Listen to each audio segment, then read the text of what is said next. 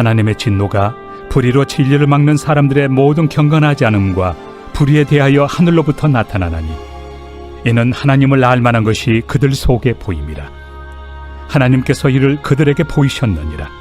장세로부터 그의 보이지 아니하는 것들 곧 그의 영원하신 능력과 신성이 그가 만드신 만물에 분명히 보여 알려졌나니 그러므로 그들이 핑계하지 못할지니라. 하나님을 알되 하나님을 영화롭게도 아니하며 감사하지도 아니하고 오히려 그 생각이 허망하여지며 미련한 마음이 어두워졌나니 스스로 지혜 있다 하나 어리석게 되어 썩어지지 아니하는 하나님의 영광을 썩어질 사람과 새와 짐승과 기어다니는 동물 모양의 우상으로 바꾸었느니라. 그러므로 하나님께서 그들을 마음의 정욕대로 더러움에 내버려 두사 그들의 몸을 서로 욕되게 하게 하셨으니 이는 그들이 하나님의 진리를 거짓 것으로 바꾸어 피조물을 조물주보다 더 경배하고 섬깁니다. 주는 곧 영원히 찬송할 이시로다. 아멘. 이 때문에 하나님께서 그들을 부끄러운 욕심에 내버려 두셨으니 곧 그들의 여자들도 순리대로 쓸 것을 받고 영리로 쓰며 그와 같이 남자들도 순리대로 여자 쓰기를 버리고 서로 향하여 음욕이 부릴 듯하며 남자가 남자와 더불어 부끄러운 일을 행하여 그들의 그릇됨에 상당한 보응을 그들 자신이 받았느니라. 또한 그들이 마음에 하나님 두기를 싫어하며 하나님께서 그들을 그 상실한 마음대로 내버려 두사 합당하지 못한 일을 하게 하셨으니 곧 모든 불의, 추악, 탐욕, 악의가 가득한 자요 시기, 살인, 분쟁, 사기, 악독이 가득한 자요 수군수군하는 자요 비방하는 자요 하나님께서 미워하시는 자요 능욕하는 자요 교만한 자요 자랑하는 자요 악을 도모하는 자요 부모를 거역하는 자요 우매한 자요 배약하는 자요 무정한 자요 무자비한 자라. 그들이 이 같은 일을 행하는 자는 사형에 해당한다고 하나님께서 정하심을 알고도 자기들만 행할 뿐 아니라 또한 그런 일을 행하는 자들을 옳다 하느니라. 우리가 살고 있는 세상에는 크고 작은 그리고 여러 모양의 문제들이 쌓여 있습니다. 가정이나 교회, 회사, 마을, 도시 등 모든 단체에도 그렇고 정치나 경제, 사회, 문화, 종교 등의 그런 모든 분야에도 그렇습니다. 이 모든 문제의 근본 원인이 무엇인지 궁금해집니다. 하나님은 분명 이 세계를 아주 좋게 창조하셔서 모든 피조물이 행복하게 살게 해주셨는데 도대체 무엇이 이 세계를 이렇게 망가뜨린 것인지 많은 생각이 들지만 오늘 본문을 통해 우리는 그 답을 살펴볼 수 있습니다. 그것은 바로 사람들이 하나님을 하나님으로 인정하지 않는 것이 모든 문제의 근본 원인이다라는 것입니다. 창조주이신 하나님의 자리를 피조물로 대신한 것이지요. 바꾸어 말하면 하나님을 창조주의 자리에서 밀어내고 자기들이 그 자리를 차지한 것입니다. 하나님은 모두가 함께 더불어 행복하게 살아가기를 원하셨는데 그런 하나님의 말씀을 저버리고 나만 행복하게 살면 된다라는 욕심을 따르게 된 것입니다. 바로 거기서 이 모든 문제가 시작되었습니다. 하나님이 창조하신 에덴 동산은 모든 피조물이 행복하게 살 수 있는 아름다운 세상이었습니다. 그런데 아담과 하와가 하나님과 같이 되려는 욕심으로 하나님의 명령을 어기고 선악과를 따먹는 바람에 그 아름답던 세상이 온갖 문제로 가득한 세상으로 바뀌기 시작했습니다. 그러니까 문제를 해결할 수 있는 실마리도 분명해집니다. 그것은 하나님의 자리를 하나님께 돌려드리는 것이지요. 우리는 지금 어디에 있는지, 우리의 위치는 어떠한지 오늘 말씀을 통해 점검해 보시기 바랍니다. 바울은 아직 로마 교회에 방문한 적이 없었습니다. 그래서 자기가 어떤 복음을 전하고 있는지를 상세하게 설명합니다. 그가 말하고자 하는 핵심은 유대인이든 이방인이든 모두 믿음으로 말미암아 하나님의 백성이 된다는 것입니다. 이를 설명하기 위해서 먼저 이방인들이 죄악 중에 있음을 설명하는데요. 바울은 율법을 모르는 이방인들의 영혼에도 하나님을 알만한 것이 있다라고 가르치고 있습니다. 신학적으로 일반 계시라고 얘기하는데 하나님이 이미 그들 안에 하나님을 알만한 것을 보여주셨다라는 겁니다. 문제는 그들이 하나님을 안다고 해도 하나님께 나오지 않는다라는 것이죠.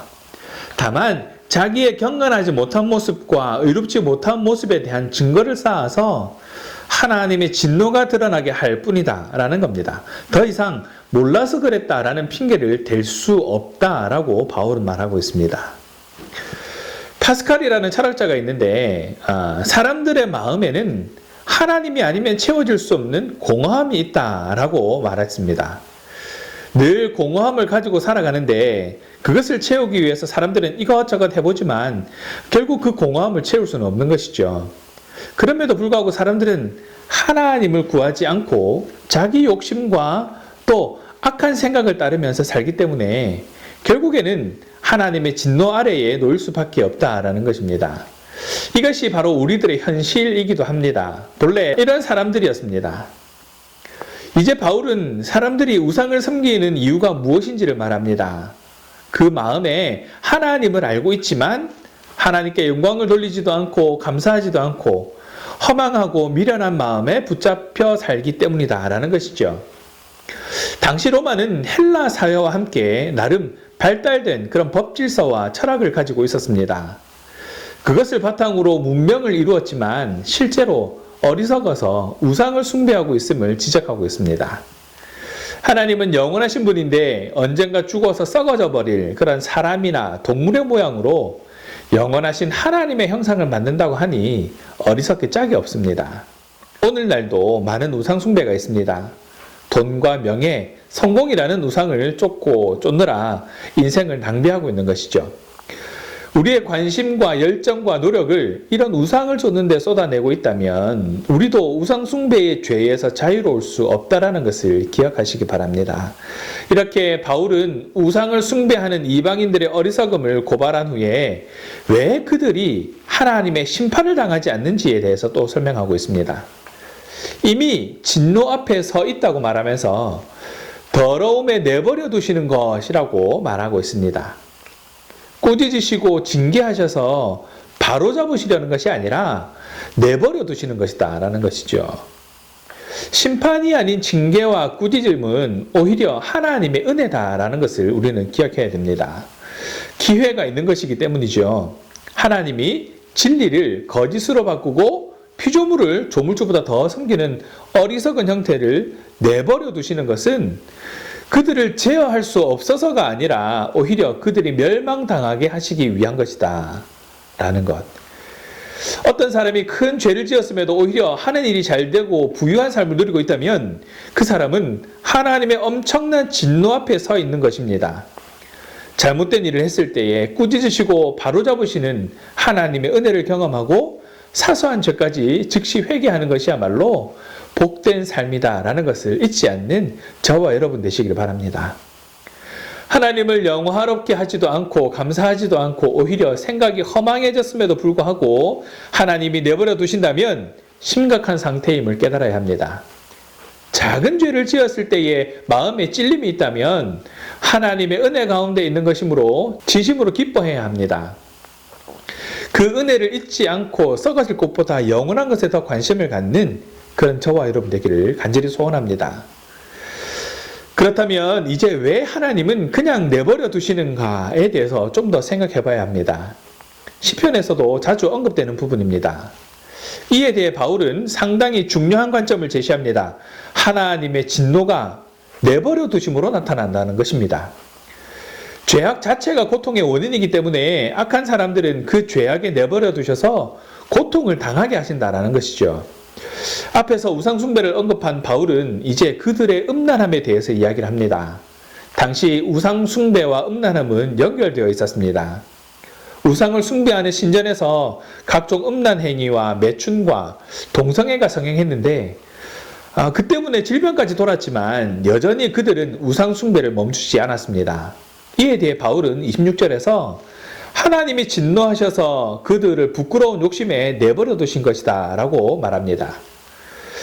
음란한 종교의식을 행하도록 내버려 두셔서 그 때문에 생겨지는 여러 가지 문제들을 그대로 겪게 하시는 것입니다. 지금 우리가 살아가는 세상도 성적으로나 도덕적으로 타락해 있습니다. 심지어 그 정도는 정상이다라고 합리화하기까지 합니다. 그러나 우리는 잊지 말아야 할 것이 당장 아무 일도 일어나지 않는다고 해서 그 행동이 문제없는 것이 아니다라는 것입니다. 음란과 타락에 젖어 있는 이들은 이미 하나님의 진노 아래 고통을 당하고 있다라는 것입니다. 합리화하고 죄 앞에 무뎌진 우리들의 모습도 그리 될 것임을 기억하고 깨닫고 각자의 삶을 점검해 보시기 바랍니다. 바울이 보기에 이방인들에게 가장 많이 나타나는 죄가 우상 숭배와 음란이었나 봅니다. 그런데 바울은 거기에 각종 죄목을 더 열거해 놓습니다. 분명 이방인들을 향한 정죄로 보이지만 사실 이 유대인들 역시 다를 바 없다라는 것을 고발하기 위한 큰 그림이었습니다. 이방인들이 마음에 하나님 두기를 싫어했고 하나님이 그들을 내버려 두셨기에 그들이 이런 죄악들을 저지른다라고 고발하면서 그 다음을 준비했습니다. 결국 이방인이건 유대인이건 마음에 하나님을 두지 않아서 더럽고 사악한 죄를 저지른다고 지적해내고야 맙니다. 죄의 문제는 불신자에게만 있는 것이 아닙니다. 우리도 우리와 함께 하시는 성령의 인도하심을 외면하거나 거부한다면 하나님의 섭리를 알면서도 따르지 않으려고 한다면 불신자와 다를 바 없이 살아가게 되는 것이죠. 바울은 32절에서 이렇게 이방인들의 죄목을 나열하고 죄인은 하나님 앞에서 죽임을 당한다라고 선포합니다. 죽어 마땅한 죄를 저지르고 있음을 알면서도 여전히 죄를 짓고 또 그 정도는 그럴 수 있지 않냐고 서로 두둔하지만 결국 함께 망할 수밖에 없습니다. 여기서 바울은 또 한 번 큰 그림을 그립니다. 이방인들과 동일한 죄를 저지르면서도 자기들은 하나님의 백성이라고 생각하는 유대인들에게 이방인이건 유대인이건 그런 일을 행하는 자는 사형이다라고 선포합니다. 죄의 삭은 사망이다라는 진리는 변치 않는 것이지요. 구원받은 성도들 역시 이 진리를 잊어서는 안 됩니다. 우리는 예수님의 보혈로 죄 용서의 은혜를 입었지만 우리 죄 때문에 예수님이 죽으셔야 했다라는 것을 절대 잊어서는 안 되는 것입니다. 죄의 문제는 결코 가볍게 여겨서는 안 될 문제입니다. 죄의 문제는 결코 가볍게 여겨서는 안 될 문제입니다. 당장 심판이 임하지 않는다고 해서 괜찮을 것이라고 생각해서는 안 됩니다. 아무 일도 생기지 않는 상황이야말로 하나님의 진노 앞에 서 있는 것임을 깨달아야 합니다. 불신자들은 하나님을 알지 못한 죄부터 여러 죄됨으로 인해 우리의 성도들이 치르게 될 죄값과 다르다고 착각하지 마시기 바랍니다. 우리가 저지르는 죄가 얼마나 심각한지를 깨닫고 날마다 회개함으로 하나님의 은혜 가운데에 더 깊이 나아가는 그런 저와 여러분 되시기를 주님의 이름으로 축원합니다. 기도하겠습니다. 사랑의 하나님 감사합니다. 오늘 귀한 말씀을 통해 하나님의 뜻을 깨닫고 사순절기를 보내며 우리의 죄된 모습을 말씀을 통해 깨닫게 하신 그 은혜를 누리게 하심에 감사드립니다.